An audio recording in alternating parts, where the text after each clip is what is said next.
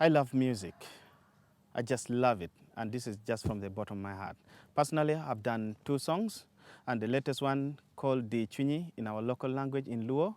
And in that song, I was talking to my people about the experience they've been going through, life in the camp, the war, people being cut with pangas, the widows being taken advantage of, people who come to inherit women and they grab their properties, and after they have gotten their hands on the properties, they push away the children. So I've been trying to pass out a lot of information through music. Personally, I also do radio. I'm a radio personality and just love talking to the people. So it's a way I communicate and get my ideas out and, try to help change the community, change the ideas, behavioral change, and to try to make the world that we live in a better place.